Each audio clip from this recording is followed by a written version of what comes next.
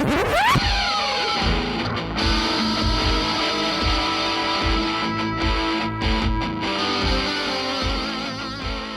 to the Tenant Podcast. I'm Todd Pearson here with my friend, partner, and what some describe as the eighth wonder of the world, co-host extraordinaire, Wes Brown. The eighth wonder.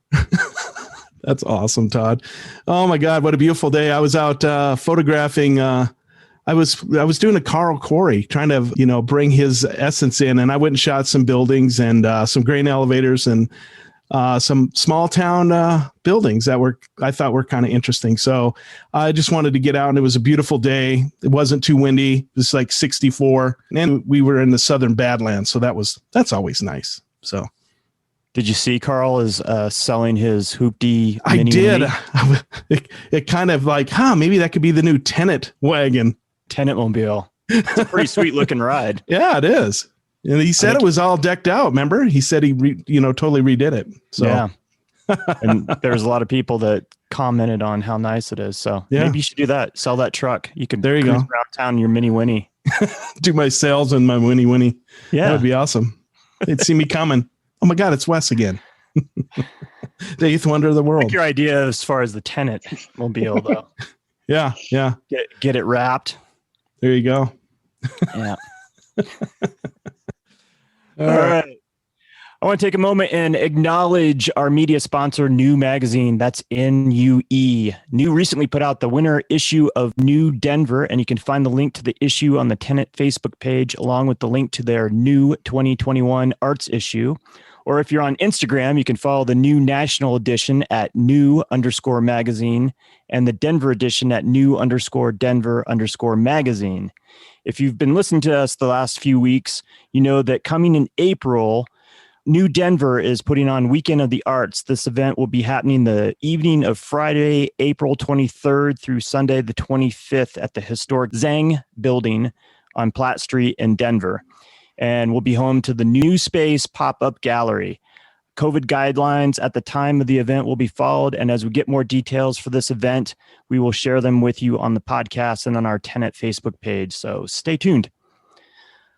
All right. Our guest this week is photographer Brett Fox. Brett is pretty well known in the art community here in Denver. Brett has a solo show entitled Time, Space, and Face for Month of Photography. You can catch the spectacular exhibit through March 27th at 1553 Platte Street, Unit 100 in the historic Zhang building, the same place that new pop-up gallery will be. And it's near that Highland pedestrian bridge that goes over I-25. Hey, Brett, how's it going? It's going well. How are you? Good, man. Good to see you. Likewise. It was fun to come down and see that show yesterday. And it was nice to have you there to walk me around and kind of show me and talk about all the pieces that you have. Let's start off by talking about that show. Is this your first solo exhibit?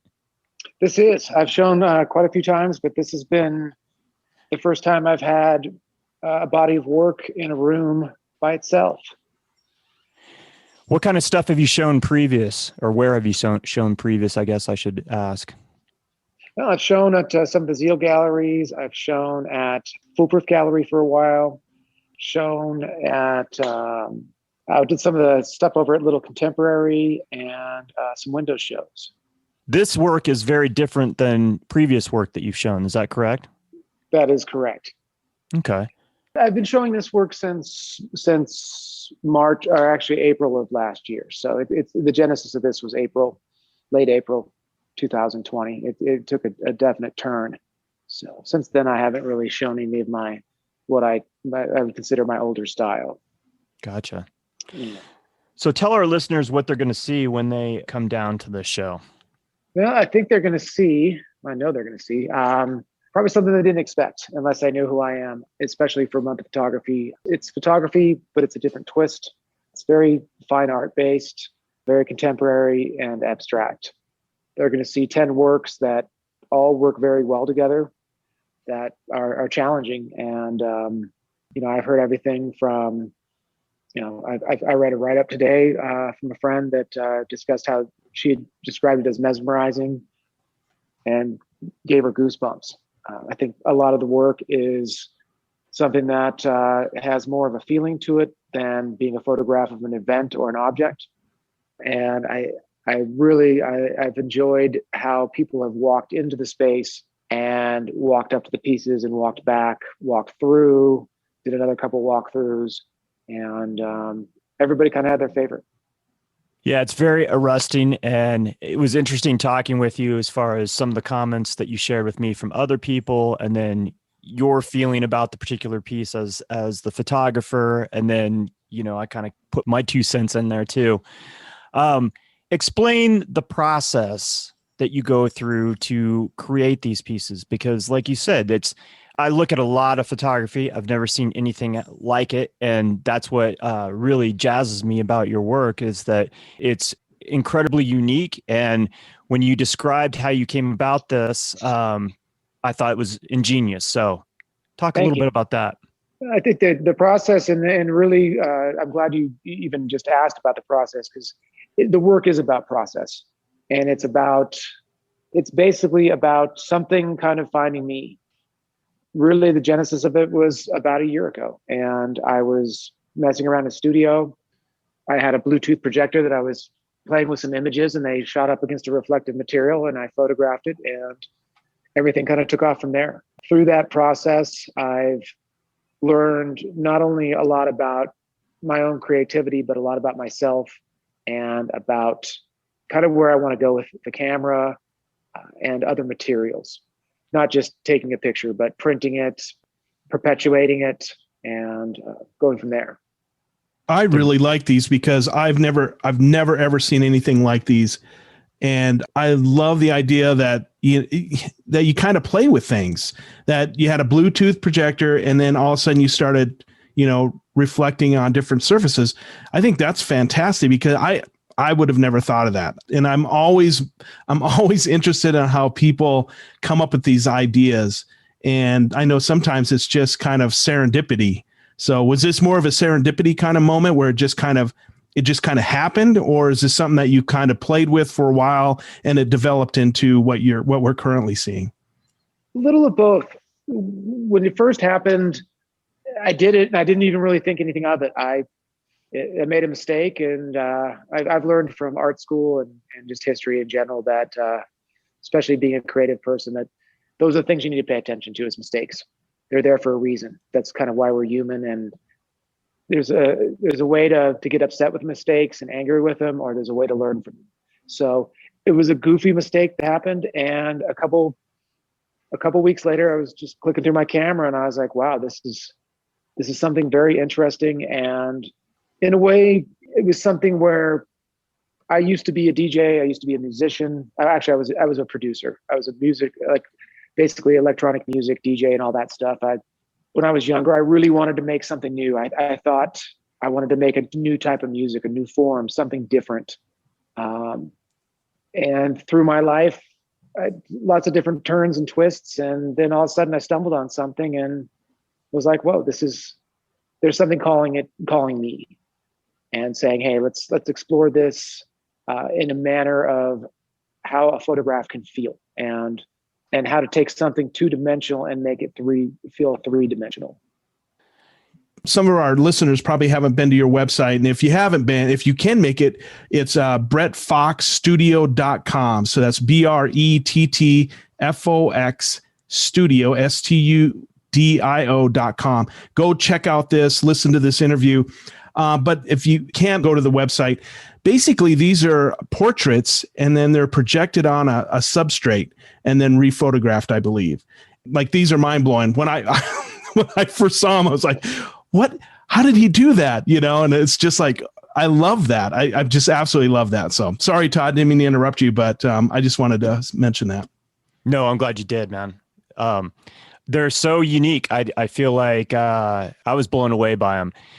Would you mind explaining the incident that kind of led you down this path? Yeah, don't mind at all. I was photographing one of my good friends, Pete, for a headshot. That's not something I really did, but he needed one, and we thought we'd have some fun with it. Being the novice I am when it comes to that type of photography, I did not have a deflector, and just realized, hey, we needed to get this done. And I had one in my car. So I pulled out this reflective material. We used it, and it sat on a light stand, and the projector hit it. And I looked over and was like, wow, this is really cool. So that was about the exact instant when it happened. I also have a really cool old Cartel, an acrylic red lamp in my studio. And some of the energy that came from that lamp was projected onto the substrate as well. That's just kind of how it came. And also part of this came from being locked down, from working on the self-portrait series, and not being able to go out on the street and photograph people, which I adore. I loved photographing at night. I loved artificial light. I loved photographing in the rain. Anything that manipulated what was regular, I really enjoyed. And there was always, whether I was in Denver, whether I was in Cuba or Mexico or France, it didn't really matter where I was at. A light source that was artificial was preferred, and a person of some sort, someone that normally I had a conversation with or approached. So all those elements combined just kind of were perpetuated into this. And at the time, it was myself that became the subject. I was just going to ask you about that. So this started out, you were doing some self-portraits and experimenting with this, and then you kind of transitioned to incorporating other people. Is that correct? Yes. Well, actually, yeah, other people in this work. Yes, I've different subjects. I've mostly friends. I'm not really. And I would love to do. My rule is I have to take the picture. So it's not copying a picture off the internet and broadcasting. It's I photograph it. I meet the person, and through spending an hour or two with them, or knowing them for most of their life, and in the case of my good friend Pete, finding some way to pull something out of it. And I think Pete would agree. There's something in the image that I have hanging of him that really, it tells a story of him that maybe not everybody knows. But when it first started out, this was strictly photographs of myself in kind of a manner the same way Chuck Close did things. You've done a lot of self-portraits over time. You use yourself as a subject a lot. Is that correct? I do. Especially when it was the pandemic and I was locked down, I didn't really have any other choice. But I also find out that it's something magical happens when you're in front of the camera and you have to go push the button on the camera and then jump back in front of it. And it's not as contrived as setting up other certain scenes in a studio. These pieces are large pieces. When you go down to see this show at the BRDG Project, talk about the size of these pieces, because they really, the way that you printed them, they're monumental. Thank you. That's part of the whole deal is the show's called Time, Face, and Space. Time is rhythm to me. These feel to me like you almost stuck your face into a piece of vinyl and looked at the grooves, looked at the scratches that you had over time. We all know anytime we bought a record or anything like that, we know where we got it, when we bought it, how many times we played it, who we listened to. With face, pretty self-explanatory there. I just like to use the face as kind of a roadmap to the soul. And I like to photograph hands and face, but I feel like eyes and gestures and things that, expressions that we maybe sometimes take for granted or we don't even realize we're so perceptive about when we see a facial expression, what it means, how we communicate. And then space was the last part of it, was the size, the scale.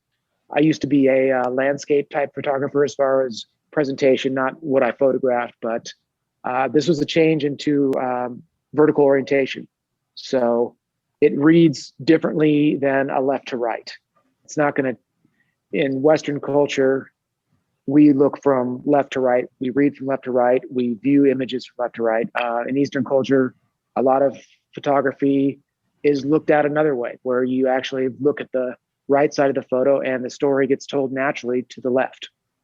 With this, they're tall and they're right in your face, which I like because you can move close to it and see some of the very interesting details that are rhythmic, almost scientific in a way. And then when you walk back, you start to catch that it is an image of somebody. And there's an arresting moment there where I've noticed, not only with myself, but people who view it, they're kind of like, oh, wow.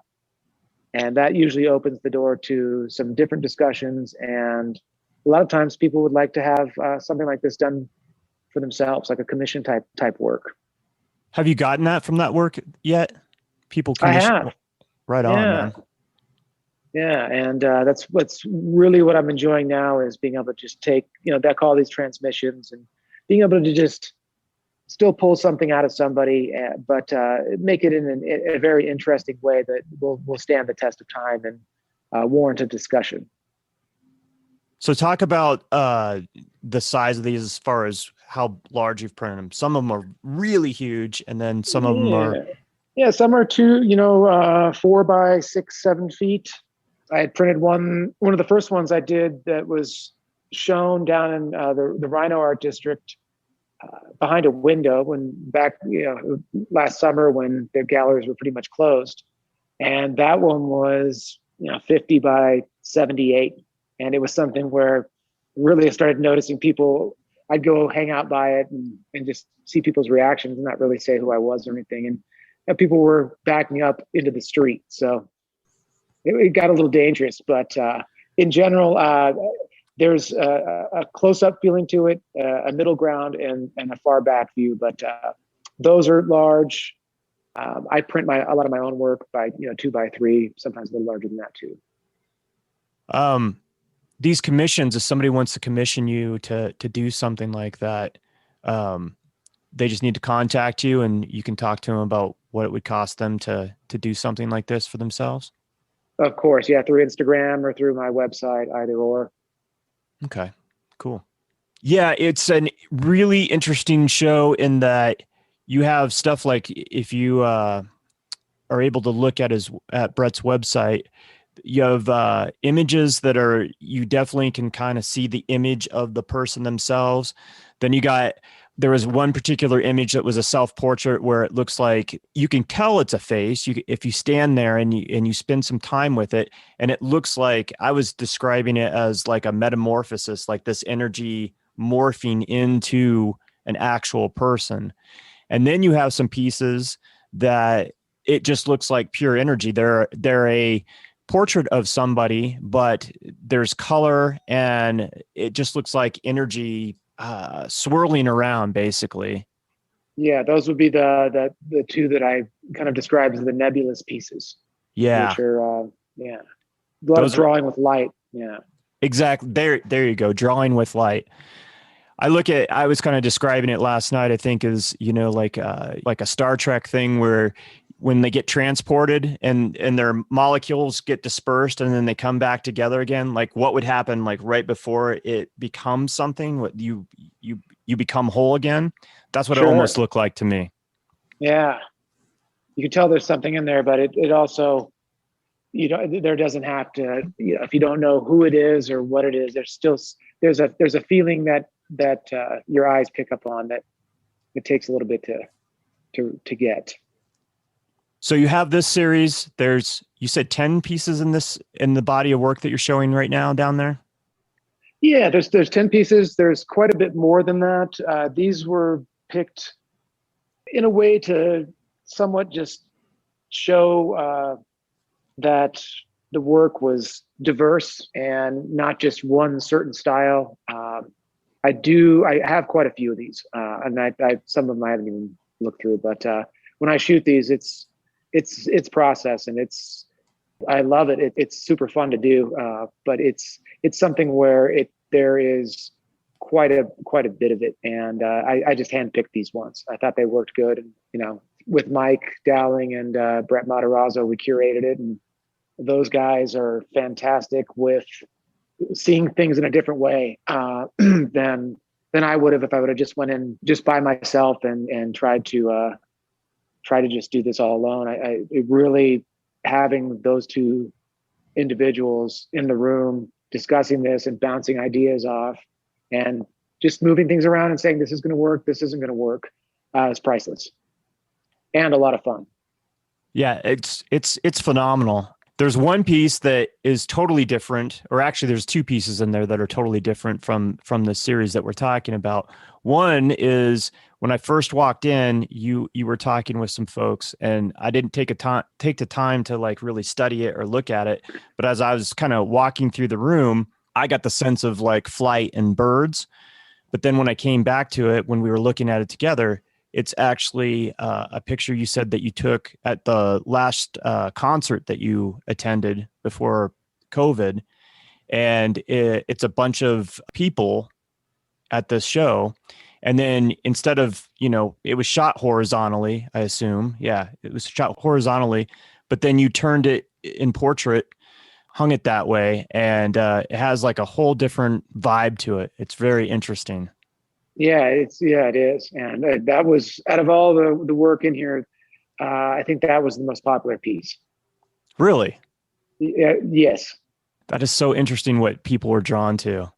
Exactly.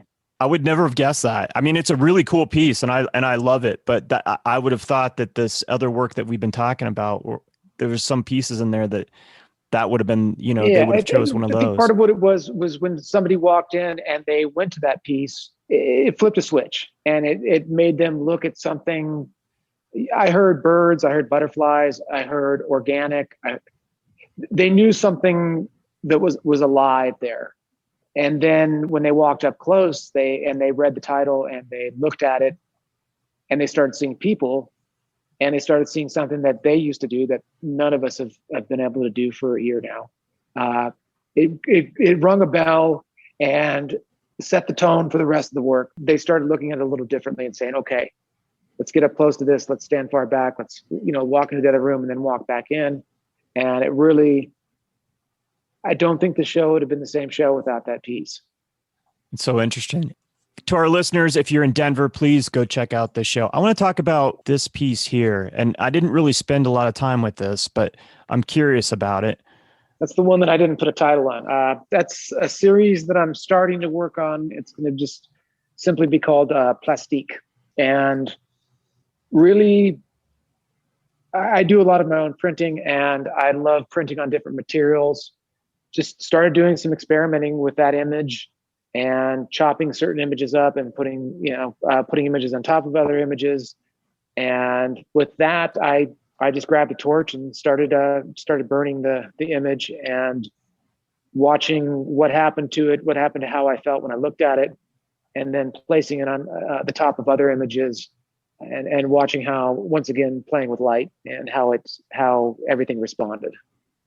And for me, it's a way into making something that's really just totally one of a kind. Can't print that off again. And that's the next direction I'm really looking at going into is some new materials. So even further away from the photograph, but still using a photograph. It's really interesting, man. It is. It's the whole piece too. I mean, it's an interesting image. And then I love the process that you did. Once again, one of these things that like left up to my own devices, I wouldn't even have came up with this, but I love this. This is awesome. Very abstract and contemporary. Yeah. And very contemporary. I have a friend named Eric Anderson who is pretty well known for, he definitely lights a lot of his artwork on fire, and something that him and I have been discussing. And so there is some intention behind this one. Was that a consensus between you, Michael, and Brett as far as choosing that piece, or is that something that you just adamantly were like, I want that as part of the? That was I would put a lot of that on Brett. He made sure that went in there, and that the space on the wall. If people haven't been to the gallery, I urge them to come down here. It's such a unique space with a lot of character. And there's little coves and doorways, and it's an old building. So there's a lot of stories just to the building, but where that sits in the gallery in the room has been throughout the different shows that have been here. That's almost a whimsical area. It's an area that you couldn't put a very large piece there. It calls for something a little off the wall. Terrible pun, but it's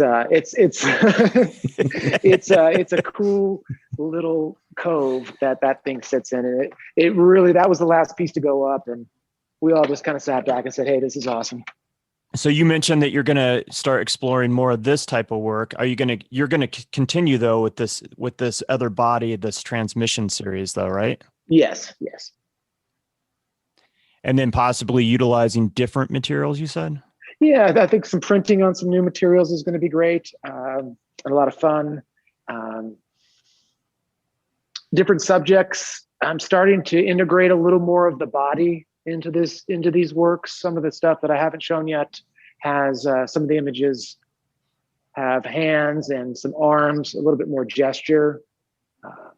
The body starting to wrap around the form of the vertical image. So, and I've been using some non-traditional aspect ratios and composition, some different compositions, and that I get from being around other artists. That's one of the things I've really started to learn is when you get around other artists, there's things that naturally rub off on you, and that's been a nice turning point to things. It's not just going to be a face anymore. I think there's going to be some interesting avenues getting explored. When you're looking through this work, is it hard to edit? Are you looking for something in specifically in what you're trying to accomplish with each one of these? I don't know if it's hard. I think really it's a lot of fun. And I've always been, well, not always, but recently I'm learning that the artwork is the easy part, to me at least. The process is fun. You have to pay attention, and you have to let it, and you have to be malleable, and you have to be part of the artwork yourself. You have to, whatever you're going to put into it, you're going to have to expect that it's going to demand the same from you. And so I think that's where, I'm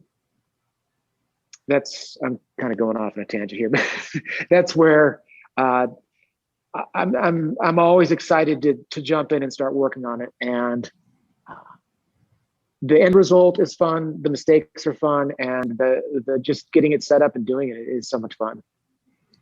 You said something really interesting earlier, and I thought that was a really pertinent comment, that in this trial and error thing, and you're talking about mistakes, but really it's not a failure thing. It's actually an education, right? You're learning as you do this, and there's really no mistakes. It's just what works and what doesn't work.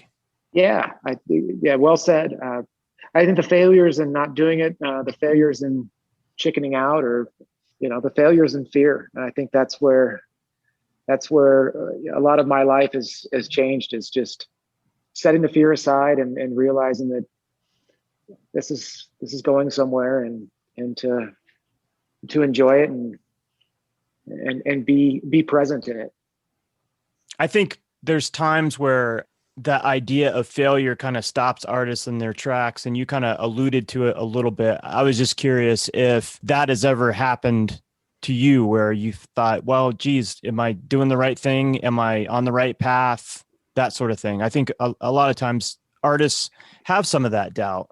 Yeah, I definitely had that in a way. A lot of it would be just taking the picture. I was a street photographer for quite a while, and most people that have a camera know that there's a right time to push the button. And when you don't push it, and we learned by looking back at our pictures, we're lucky enough to be in a digital age where we can, rifle through 50, 100 photographs and say, I should have stood here, I should have done this.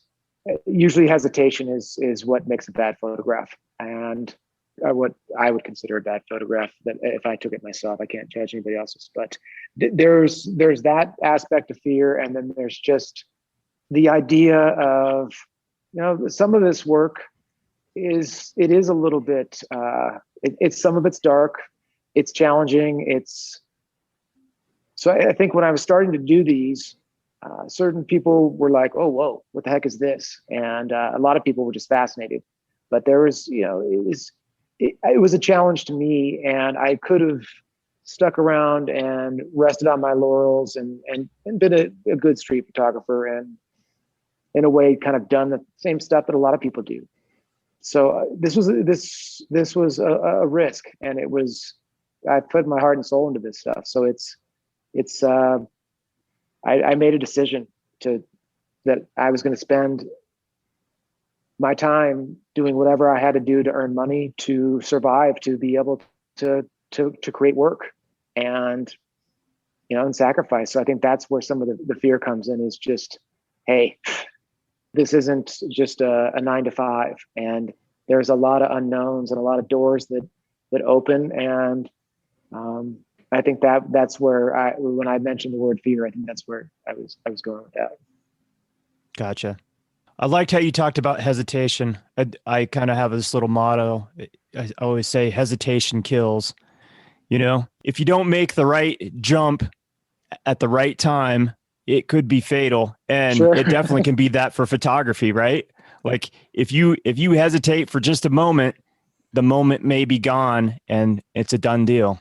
It is. And we all learn how to photograph. I was self-taught.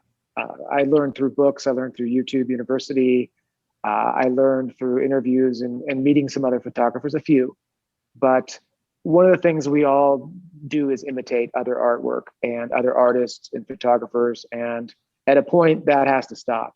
Some inspiration's cool, but when you're trying to make a photograph that looks, like a Cartier-Bresson or a lot of the old great people, we've all seen it, and there's something in your head that you're not in it. You're doing something that's not you, and people want to see you. People want to know that the artwork, the photograph, whatever, is a reflection of who you are, and that's just human nature. I think it's interesting that you've spent so much time doing street photography, which is, I describe it as more like straight photography, because you're not really manipulating anything.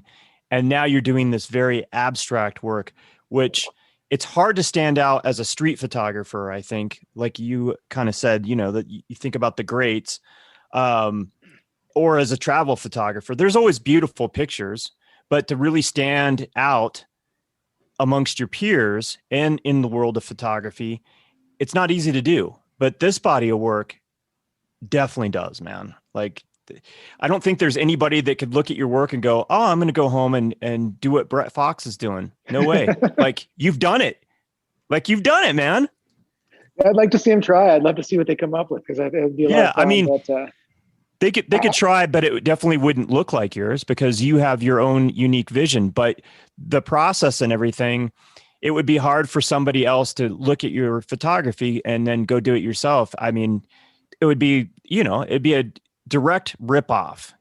There's some Sure. things that you could do to kind of, change the way things are, the way you, certain techniques and stuff. But like you said, it alludes back to either another era or another photographer, and people will see that.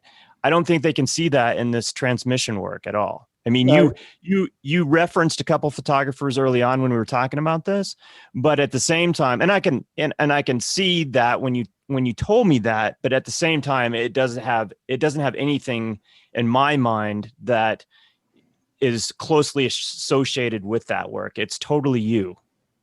Yeah. Thank you. It's very admirable. Well, thank you. Like I said, I don't get wowed very often, because I've seen so much photography, and, I know my history of photography. So when I see something like what I saw yesterday at the gallery, it knocks my socks off, man. Excellent.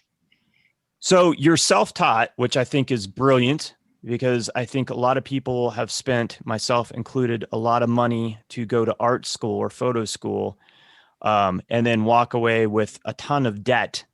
So I'm glad to hear that you've taken advantage of the technology these days. And, what it boils down to is you need to get out and do it, just like you're doing with this series, and experiment. But we have so many resources available. I cannot, in good faith, when people, I've had a few people reach out to me in the past year that want to know about, art school or going to photo school. And I just can't, in good faith, recommend that they do that. I said, I tell them all the time, find somebody that you really like their work and study it. And there's so many resources out there I really don't feel like you need to go into debt in order to, be a photographer. And Sure. nobody, none in my 20 plus years of being a photographer has ever asked me if they could, what kind of degree I have, or if I even have a degree in photography. Nobody gives a Yeah, shit about that. not really. No, it's the wild, wild west, man. Most definitely. So you spent time on YouTube, listening to other photographers, watching instructional videos, I assume, and that sort of thing. And then, talking to other photographers. What other things have you done outside of just going out and taking your camera and just photographing? Is there anything else that you've done that have really helped you? Yeah, I think great question. First of all, and I didn't really speak to too many photographers. I have a few photographer friends. Photographers are kind of lone wolves, so that makes things a little difficult. I've been to some conferences. I think what I did was end up through some happenstance. I knew quite a bit of artists, and I made a decision to get into that world as far as showing my work goes, even street photography stuff. I was lucky enough to be invited into that world, but I found that world to be a great community. Pretty much these people are my family now, and that was a little bit of a risk too. Not just showing work at a photography gallery. There's some separation sometimes between fine art and photography, and that was another thing that I really worked on. But just I put myself in that world, and I couldn't be more thrilled. I think it's cool that you surround yourself with, especially that collective that you're with, where you have your studio, but having a wide variety of artists, not necessarily working in the medium of photography, having those as your close friends and people that you bounce stuff off of. Photography's always been the redheaded stepchild of the art world. Like, I think even to this day, and part of that is that, everybody has these, supercomputers in their back pocket that have a camera, and they've become really sophisticated. So people they still take it for granted. They took it for granted at the advent of photography, and they still take it for granted. I think people know when they see great photography or something great, but we are so inundated with so many images every day of our lives that I think it gets diluted. The great photography really gets diluted with all the other imagery that's floating around out there. Yeah, well said. There's a lot of fantastic photographers, and I think this is just the beginning of work with cameras. I think we've had a couple hundred years of cameras being around, and we're finally starting to see, or maybe not finally, but we're being able to see, a lot of it's through technology, just people really experimenting with subject matter, with equipment, with being forced to do something different in a way to stand out. Absolutely. And also it being less of a purist world now, where you can go do something off the wall and something more true to you, who you are, and with some self expression, and people value it. And that's why I really love what you're doing, because you definitely feel that self-expression and that experimentation and pushing the envelope as far as what photography is and what it can look like. Yeah. I saw that you've been working on a documentary project. Is that correct? Yeah. So the one I'm alluding to is, I guess you've done some documentary photography of the Colfax social scene. Is that correct? I think I'm going to cut that one. I don't know if I'm ever going to go back to that. I might at some point. That kind of got upended. So. Well, I assume definitely right now with COVID, but maybe in a year from now, when things can kind of get back to some semblance of normalcy. I wanted to ask you about that because because of where we're at now, and I'm sure you haven't really done any of that photography since COVID, but it'd be interesting to see the stuff that you did prior to it and then the stuff after, like the contrast of the two, if it looks the same or if it's, if it's very different, a different world that we're in, which I think we will be. Yeah, I would, I don't know how that would end up going. I felt when I would go out and photograph, especially at night and especially late at night,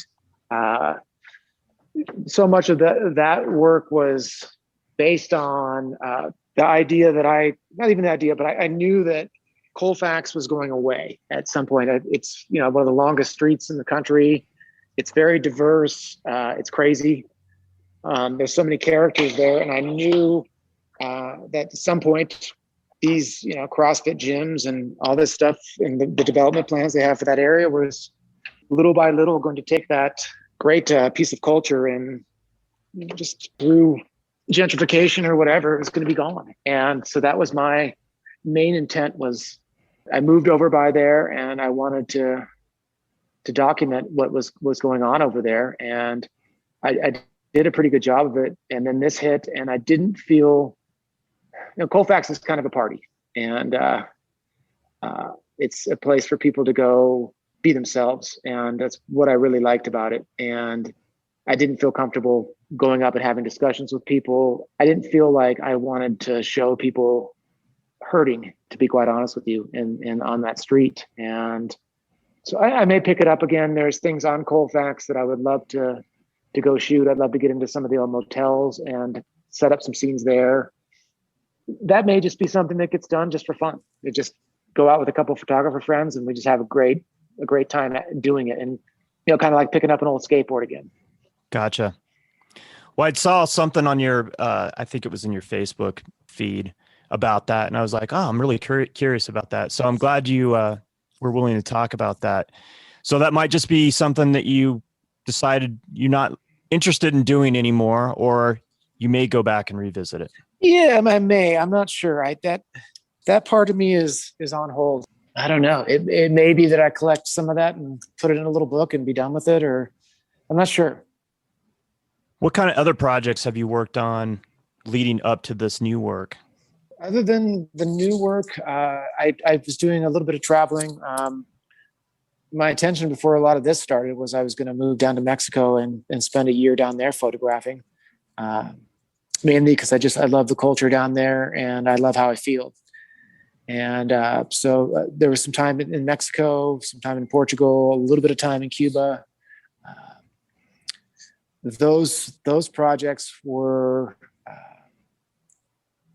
really more based on experience than an expected output, I guess. I was just kind of getting my feet wet. Where were some of the favorite places that you've gone to that you photographed? I really enjoyed photographing in Lyon, in France. Cuba was a trip for sure. And Oaxaca, Mexico was another place I really liked. Did you go to Cuba during when Obama opened it, or was you able to sneak in prior to that? Or no, I went when 2018. So Obama was gone, and you could tell the Cubans were not happy about that. There was even just the fact that Obama had gone down there and brought some of the old baseball players with him. That meant the world to the Cubans. Yeah. So what was that experience like going to Cuba and exploring that whole culture? It was not being able to put your finger on something, which I learned a lot about myself on that trip. And I think I speak some Spanish. It was a lot of fun, but there was a lot of serendipity and a lot of happenstance and a lot of eye-opening things that happened there. So it's cool. Would you go back? It's not on the top of my list of places to go. Yeah. What is on the top of your list? You've been to Portugal, which is a place that I've always wanted to experience. Yeah, Portugal's great. I would like to go to somewhere like an Iceland or somewhere where I could go out and do a very abstract version of landscape type photography. Just a lot of colors. Total change of what I would be doing here. So, yeah. I think it's interesting, this transition that you're going through. So what did all those experiences, is there anything that sticks in your head as far as what those experiences taught you as a photographer? They taught me that it's a little bit lonely. It's a lot of fun. You have to be able to communicate with people, and you have to think quick. And I really, I thought that I learned a lot about just more about just being a human and realizing that no matter where you're at, most everybody is a lot like you and will stick their neck out for you and help you out just like you would do the same for other people. That's awesome, man. Yeah. How long have you been doing photography? I've been doing it since 2015. And prior to that, did you take like classes in high school or anything? No, I didn't do anything. I was a DJ for a long time. I did some music production. I've always been creative. I spent some time at CSU as a drawing major, but it had nothing to do with the camera until I went down to Medellin, Colombia in 2015, and I brought a camera mainly because so many of the people I knew had such a distorted idea of what that place was like, and I had an inkling that it was certainly not that way, and I wanted to document it. So I brought a camera and came back and people were interested in the work, and I had a little show, and I just kind of got addicted to it. That's so cool. That's where you got the bug. That's where I got the bug. And it was a very cool, very, very lovely culture of people and place. So it sounds like you draw inspiration from a number of different facets. Yeah, I do. So I was curious where you draw inspiration from, or what you draw inspiration from, whether it's other photography, music, hanging out with these other artists that are friends of yours, all of the above. I think all of the above. Definitely music plays a big part of it. A lot of rhythm, colors, and I think process. I love the process, and I love kind of the challenge. I like being given a deadline. I like knowing, hey, would you like to show with us? Let's do this. I also love helping other artists too. So I print for other artists. I photograph their work. I help with critiques. I help just being a friend and trying to be an inspiration myself. So I think a lot of what I do is just by being inspired by people who have enough guts to do this. And then I started to notice, especially with this show, some of it was people that I've known forever. Some of it was people that I just met, but it was kind of looked at differently. Like just the way people were looking at me after they saw this work. And I'm not trying to sound like I'm stuck up or I got a big head. It was more just people realized how much over the last year and especially over the last few months that I've just busted my ass to make this happen. So I get inspired by people that inspire me, and just being in the mix, and also by kind of letting go and being like, okay, well, what's today going to be like? And then I go to bed and I'm like, didn't realize that was going to happen. And I can't believe this happened. And it's been a great ride. Previous to having the studio on 17th, I think you told me that you were just working out of your apartment. What is having a studio space, especially with these other artists, what has that done for you? And talk about that space and the people that you're in contact with on almost daily basis. Yeah, it's a studio, and there's a gallery right next door. It's 2820 East 17th Avenue. It was an old photography studio, a gentleman named William Thatch. He just went by Thatch, I believe, and his wife worked out of there. I was fortunate enough to meet, I've known Michael for a while, and I've known Jason for a while. Did some shows with Annie over the summer at this thing called Yard Art that we all did. But basically, I was pretty much invited to come studio out of there. And there's a lot of different things that it's provided, whether it's meeting somebody such as yourself on a pretty cold Saturday. We had an open studio and didn't think anybody was going to show up, but knew something cool was going to happen. I think accountability is one of the things I've really learned through all of this. It's, you don't not show up to the studio. Through Jason, calls himself Forge, I've learned a ton about art history through him, especially stuff from New York. I've learned a lot about printing.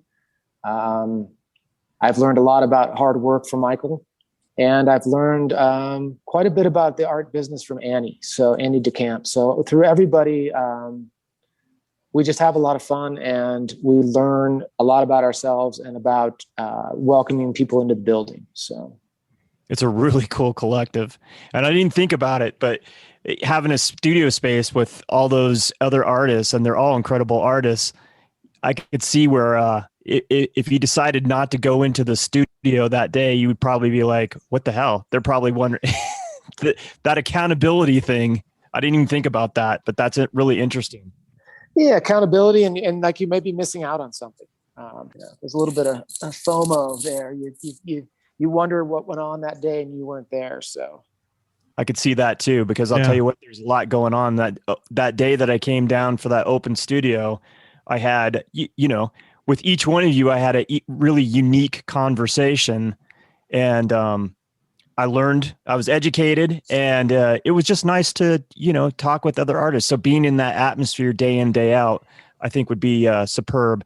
And I think having Michael Dowling like right next door to you, that'd be pretty inspiring, because I know that guy works his ass off. So if I saw him working his ass off every day, it would definitely make me want to work my ass off every day.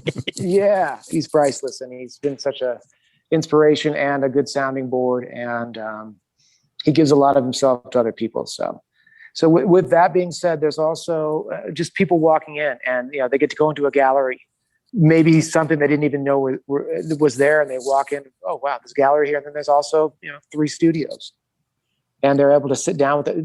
There's not a lot of pressure there as far as when somebody walks in, they can sit in, come in, see an artist at work, talk to them, perhaps get inspired themselves. So it's laid back in a lot of ways, but it's also pretty intense. Yeah, I can imagine.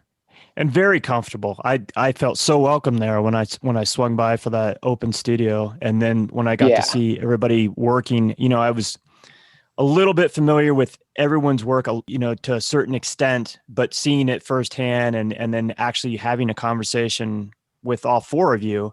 It was spectacular. Yeah. It inspired me. Excellent. Do you shoot both film and digital, or are you just solely digital?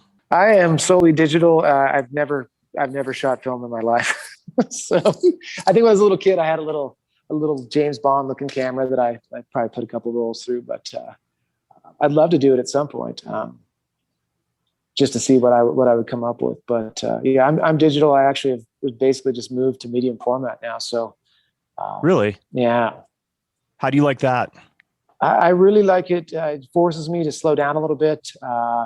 It lends itself towards what I'm doing as far as how big I can print, the clarity of it, the image quality. It just the images, they basically want to jump out of the frame. So it's really cool.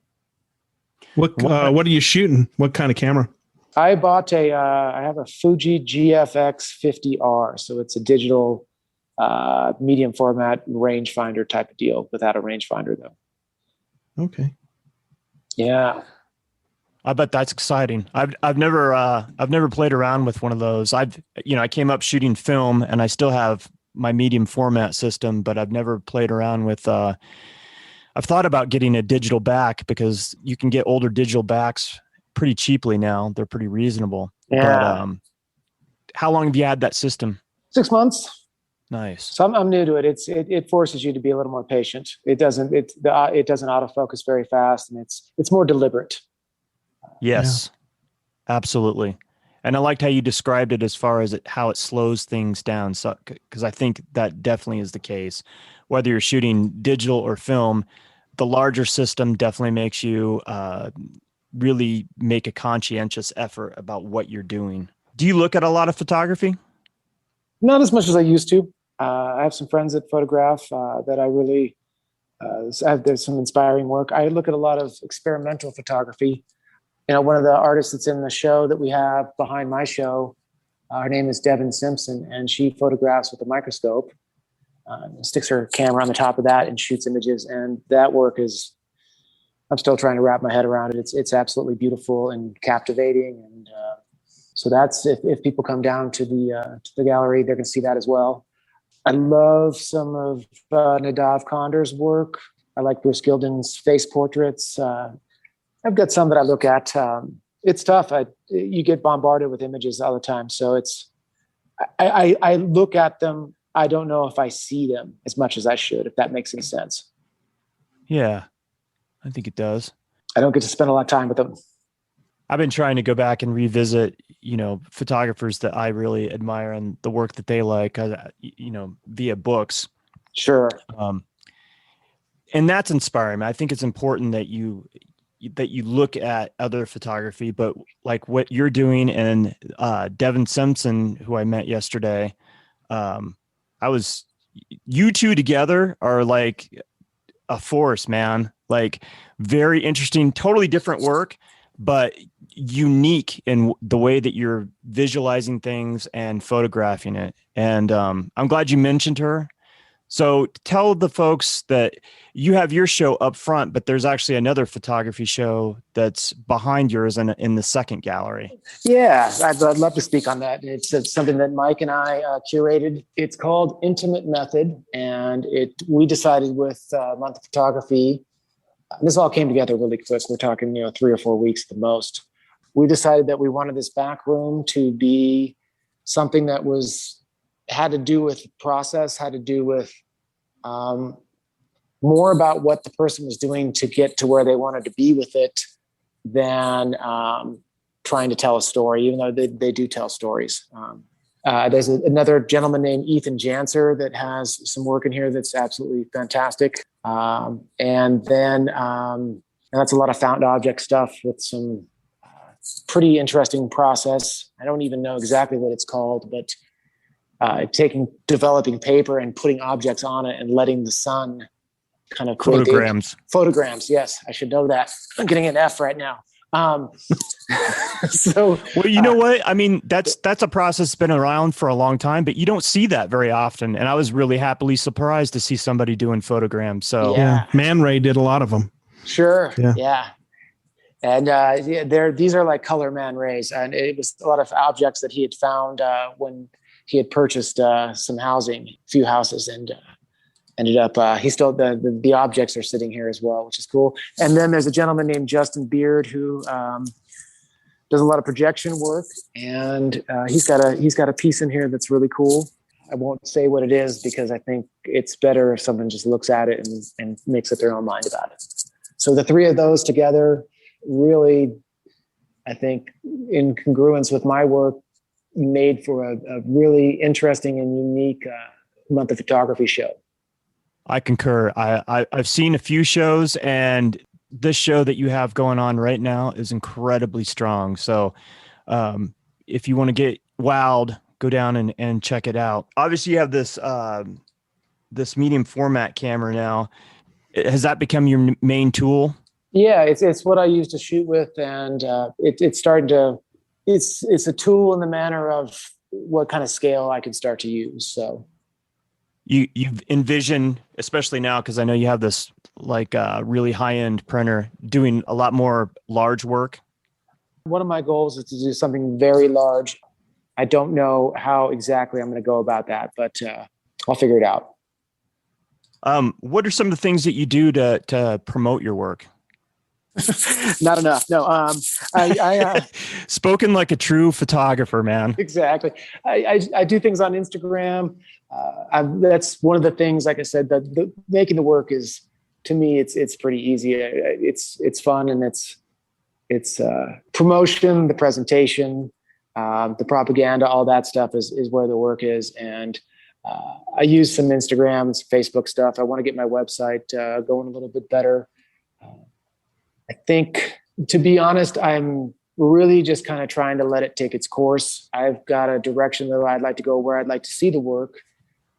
It's not so much about making a lot of money off it, as more as it just standing the test of time and being something that I'd love to see it in a museum someday or something like that. So promotion wise, some of the things I'm going to be doing this month is running some limited edition print runs. So I'll have a couple pieces that I've realized are some of the favorites, and I'm going to do some sales of that. that's one of the avenues. And I think we're going to do a few private events over here at the gallery and get to spend some time connecting with people. Great. That's awesome. Yeah. So you curated your own show with Michael and Brett, and then you curated this other show. Have you curated other shows prior to this? I've done a little curating. I was with a group called Zeal, still am with them. It was an artist collective, and we would set a couple of the members would be the curators. But when it came down to it, it was, there's so much behind curation, not just selecting images, but no matter what kind of art it is, there's a lot of how it's hung, what goes, what stays, getting people to get the work to you, being there for them, hanging the actual work. So I've definitely done some curating. I've learned a lot about what it takes to pull something like this off and to make a show and to give yourself enough time to get it done right. And I've learned a lot of that in the 5 years that I've been with a lot of my different friends and colleagues and stuff. Presentation is a huge thing that artists, I think, don't realize. And sometimes I'm a little bit dismayed as far as how people present their work. Do you agree? Yeah. The work's strong, but the presentation falls flat, right? Sure. Yeah, I see that. You're correct, and I think it's, and usually it doesn't go the other way around. Usually, if the work is strong, the presentation will help it. If the work is not good, all the presentation in the world is probably gonna, it still will limp along. But it definitely, I think there's a balance, and we get hit with so much imagery and art, and that the right amount of images, the transition between them, it really can make or break a show. And I think it's tough sometimes. It's tough to tell somebody, hey, this isn't going to work. Or at the same time, it can be very rewarding because there may be a piece that someone didn't think very much of, or they didn't know where they were going with it, that all of a sudden it fits in with another body of work. And it's like, okay, wow, this just gave it a different light, or a new life to it. So yeah, sometimes it's nice that you had Brett and Michael when you were choosing what pieces. We've heard this from a number of different artists and especially photographers, how they have this collective or group that they depend on when it comes to either editing their work or presenting their work. And I think it's really nice to have that sort of thing. Can you speak to that just a little bit? Yeah, another great question. It really, I think one of the things that having a group of people that you're with, being able to lean on people, is it can be looked at. People look at sometimes as, I'm going to do everything myself, and I'm just going to power through this, and they think that asking for someone's help or someone's opinion or any of that stuff is a form of weakness, when actually it's a form of strength. When you're able to go ahead and let yourself go and allow somebody else in to show you a different way to look at something, or a different perspective, you grow, and you learn more and more that's invaluable. How long have you been part of this collective? I started out with the Zeal group in 2017, and kind of transitioned into this new group of people that really started to take shape back in April of 2020. Things started to change, and we really felt a desire to start showing work in a world that you couldn't have a gallery show. So we ended up with being very fortunate to deal with a company called Unico Properties. It's down here on Platte Street, and they graciously gave us half of a corner of a building to start showing in the windows. And we did a show called Space Between. And that was also part of that show was under the blanket of working with Denver Mental Health of Denver. So, and really, unfortunately, the night that show went up, somebody hung themselves off the bridge. And so we really sat there and said, hey, just giving people in the neighborhood something to look at, and also some pointers as far as, if you are not doing well, here's a number you can call. So very, not just about art, but just about, I'm not sure what the word would be. Self-care maybe, or self-care, and connecting with people. Yeah, and present. And we've always done a good job of working with different partnerships to make it not just about the work. But that was really when this group of people started to take shape and kind of meet each other in a way. So very cool. Yeah. What do you think being part of a collective can do for an artist, especially somebody that's aspiring to have an art life, or as a young person wanting to be an artist? What does a collective do for you?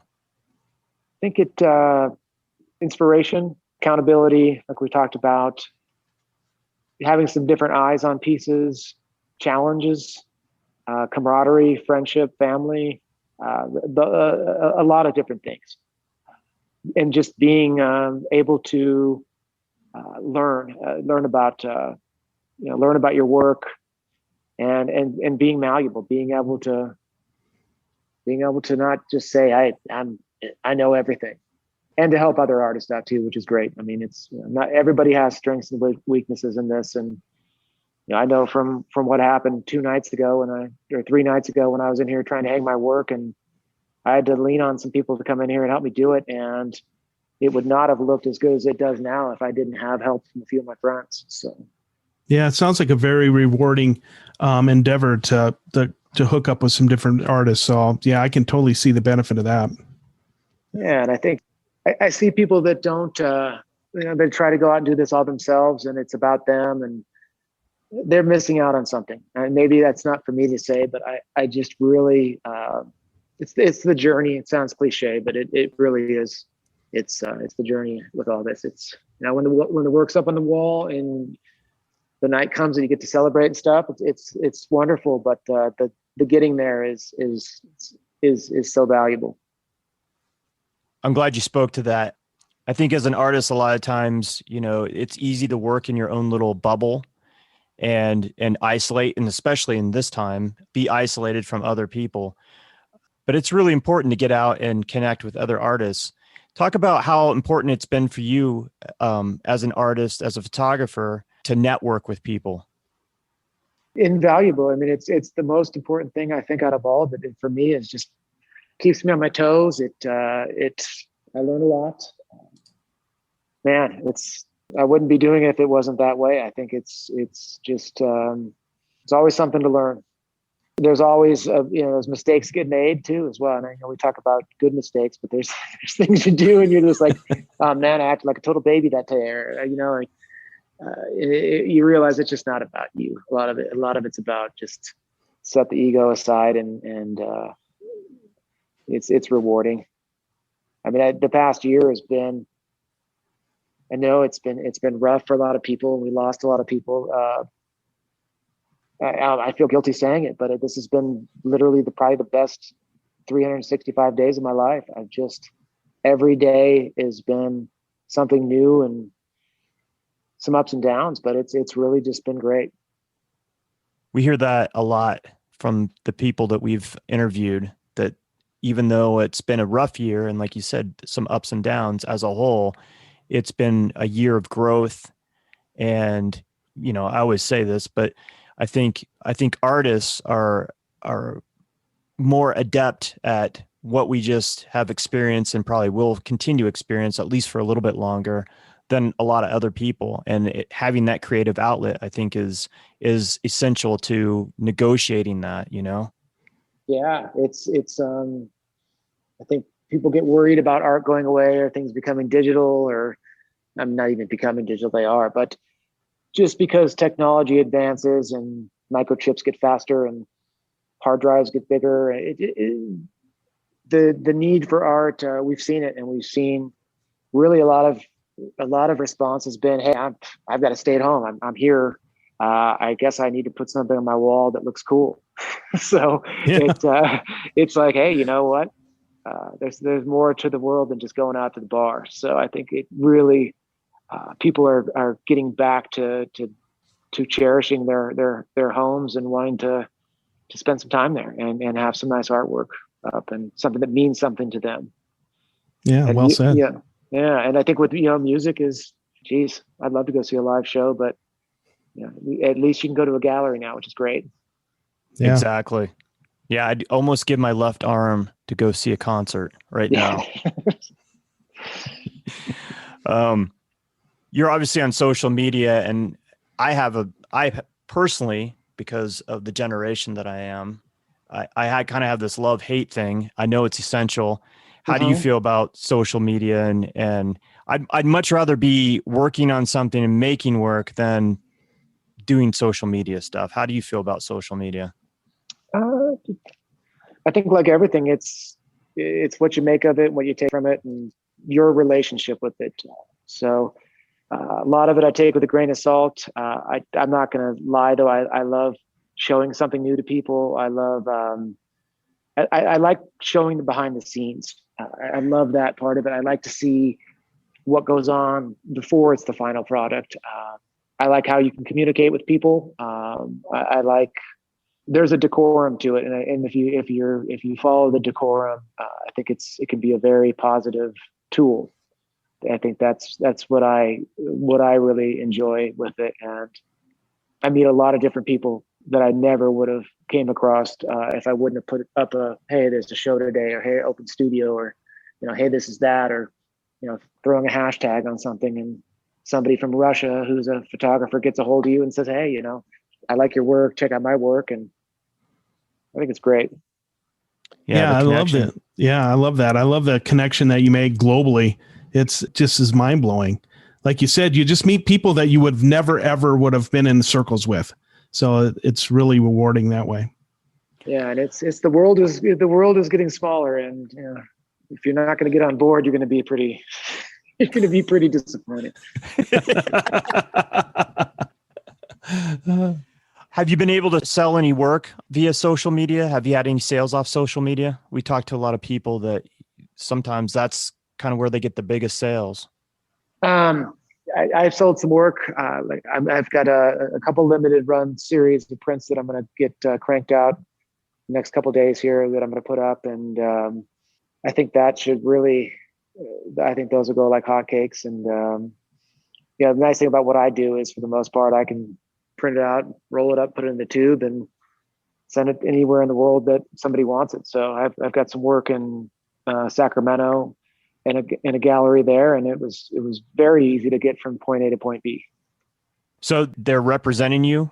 They're not really representing. There's some friends that have a gallery out there that do really well. So cool. Yeah, that's awesome, man. That is awesome. You talked about doing editions of this work. How are you going to go about that? Like how large of an edition are you going to do? I think I'll do 1 of 20 and reasonable size, and sign them and be done with it. And I always do any of my work, if anybody wants it in any size, reasonable size. I mean, we can't go bigger than 50 by 70, something like that. That's going to be a little tough, but anything that I do, I always welcome someone getting a hold of me and saying, hey, let's work together and get it into my hands. So that's one of the nice things about printing and being a photographer, a two-dimensional artist in a way. That's the upside. Things aren't one of a kind. I'm moving in that direction, but for prints and commissions and limited runs, that's kind of how it goes. So, how did you hit upon an edition of 20? What made you decide to do 20? Enough that I can sell. I probably know 15 people that want them already, but I think it's just a nice number that says, hey, you know what? There's enough people to have, and then there's enough to make it somewhat exclusive. And that, hey, in this size, on this paper, this size, this image, there's going to be 20 of them. And if you want one, you probably need to push the button and do it. So it's a little bit of a challenge to say, hey, let's get this done, as opposed to let's do 50 or 100 or 200. That starts to, depends on what it is, but it starts to make it not as limited. This is a question we ask almost every artist. How do you go about pricing your work? I go about it on production cost, time and effort that I've put into it, and at the same time, what seems in a way fair. It depends on what it is. If it's prints, if it's something I'm going to do, they're reasonably priced. Stuff that's in here now, it's definitely going to be more expensive, but it's collectible, and it's the frames aren't cheap. The size, lugging these things around, all that stuff. It's once they become part of a show like this, the actual piece that's in here is. I look at that as a one of a kind in a way. So, yeah. Do you have your stuff priced currently in the gallery? I do. What are they going for there? Anywhere from about 1,000 up to a couple grand. Okay. Yeah. Yeah, they're very reasonably priced. Yeah, that's really reasonable, especially for the size you've been talking about. That's awesome. I want to get into some people's hands and have them enjoy it. So, and a lot of them can be bought in pairs too. So it's something where, half the images in here work well with the image that's presented next to it. Yeah. And they're really nicely framed and presented. I want to make it known that, yeah, Brett did a really nice job with the presentation. Thank you. Yeah. Any tips that you'd like to share with our audience as far as things that you think that artists should be attentive to, or tips for photographers that you've learned in the last, 5 years in doing this and being on this journey? Yeah. I think doing it every day, or trying to do it every day, not being too hard on yourself, being hard on yourself, not being afraid, knowing your limitations to a certain point and being able to step a little bit past them, and making sure that no matter who you have around you, you value their input, you value their time, and you just, a lot of it comes down to just being a good person, just being respectful, and really being attentive, being present, and being malleable. And being able to make mistakes and not take yourself too seriously. Yeah. Well said. Thank you. If people want to reach out to you and find you, Wes mentioned your website earlier, and I'll have it in the episode notes this week. But where can they find you on social media? Brett Fox Studio, Instagram, Facebook, or via an email through my website. Fantastic. Any shows that you have beyond this one slated for the year? Anything else that you want to talk about before we sign off? This one is the second show I've had this year, and it's been one of the things I wanted to mark off my list. So I wanted to get into the True West, the second contemporary show that they had. I did that, and I wanted to get a solo show done this year, so that's happened. There's some plans for some work going out to Sacramento, to the Lynn Fei, the Fei Lin Gallery out there. There's going to be a series that we're going to continue. Annie, Mike, myself, and a few other really fantastic artists called the Art, which is going to be picking back up. And that's all can be found on social media. And then, hopefully some discussions with some other galleries and some other art directors and curators and all that jazz. So I'm really looking forward to it. I don't know exactly what it's going to be, but there should be a new body of work by the end of the spring that I'm going to be ready to share. Great. And I assume you're going to continue on with this body of work as well. Yeah, I'm really looking forward to some of the, I've photographed some people, and I'm going to do a little bit more of that. And that's another thing. If anybody's ever interested in being part of these things, I'd have no problem sitting down with a phone call or a video chat and saying, hey, let's see about getting, in one of these transmissions. I've got a show that I'm going to do basically based around all the images. None of them will be of me, and it will just be of friends and colleagues. And I think that's going to add a lot to the same style of work, but it's going to be interesting to see how they all fit in with each other. That's awesome. Looking forward to that. I love your stuff. I think this body of work is incredible. And I was just thinking, you know, I've been to some of the like national galleries in Washington, D.C., and this stuff would fit right in. I mean, it's that caliber. Just love it.